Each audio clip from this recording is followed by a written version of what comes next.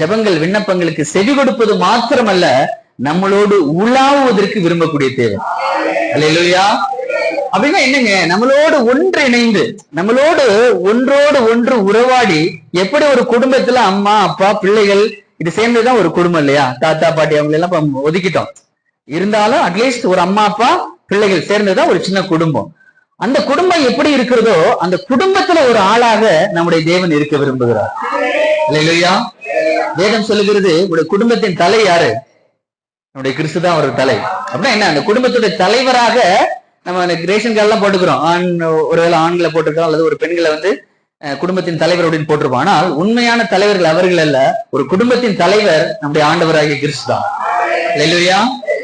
அப்போ ஏன் குடும்பத்தில் ஒருவராக அவர் இருக்க விரும்புகிறார்னா, அந்த குடும்பத்தில் அவர் அந்த குடும்பத்தின் மத்தியில் அவர் வாசம் பண்ணுவதற்கும் அவர்களோடு உலாவுவதற்கும் நம்முடைய ஆண்டவராகிய தேவன் விரும்புகிறார்.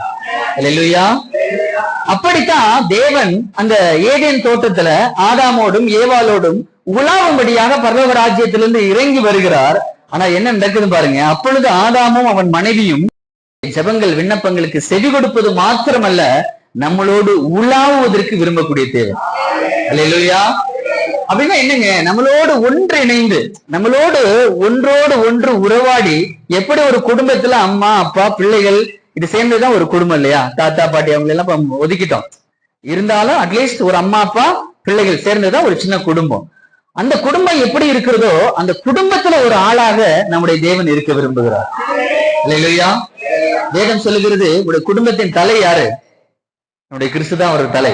அப்படின்னா என்ன, அந்த குடும்பத்துடைய தலைவராக நம்ம ரேஷன் கார்டு எல்லாம் போட்டுக்கிறோம். ஒருவேளை ஆண்களை போட்டிருக்கிறோம், அல்லது ஒரு பெண்களை குடும்பத்தின் தலைவர் அப்படின்னு போட்டிருப்போம். ஆனால் உண்மையான தலைவர்கள் அவர்கள் அல்ல. ஒரு குடும்பத்தின் தலைவர் நம்முடைய ஆண்டவராகிய கிறிஸ்து தான். அல்லேலூயா. அப்போ ஏன் குடும்பத்தில் ஒருவராக அவர் இருக்க விரும்புகிறார்னா, அந்த குடும்பத்தில் அவர் அந்த குடும்பத்தின் மத்தியில் அவர் வாசம் பண்ணுவதற்கும் அவர்களோடு உலாவுவதற்கும் நம்முடைய ஆண்டவராகிய தேவன் விரும்புகிறார். அல்லேலூயா. அப்படித்தான் தேவன் அந்த ஏதேன் தோட்டத்துல ஆதாமோடும் ஏவாளோடும் உலாவும்படியாக பரலோக ராஜ்யத்திலிருந்து இறங்கி வருகிறார். ஆனா என்ன நடக்குது பாருங்க. அப்பொழுது ஆதாமும் அவன் மனைவியும் ஜெபங்கள் விண்ணப்பங்களுக்கு செவி கொடுப்பது மாத்திரமல்ல, நம்மளோடு உலாவுவதற்கு விரும்பக்கூடிய தேவன். அல்லேலூயா. அப்படின்னா என்னங்க, நம்மளோடு ஒன்றிணைந்து, நம்மளோடு ஒன்றோடு ஒன்று உறவாடி, எப்படி ஒரு குடும்பத்துல அம்மா அப்பா பிள்ளைகள் இது சேர்ந்துதான் ஒரு குடும்பம் இல்லையா? தாத்தா பாட்டி அவங்க எல்லாம் ஒதுக்கிட்டோம். இருந்தாலும் அட்லீஸ்ட் ஒரு அம்மா அப்பா பிள்ளைகள் சேர்ந்துதான் ஒரு சின்ன குடும்பம். அந்த குடும்பம் எப்படி இருக்கிறதோ அந்த குடும்பத்துல ஒரு ஆளாக நம்முடைய தேவன் இருக்க விரும்புகிறார். அல்லேலூயா. வேதம் சொல்லுகிறது,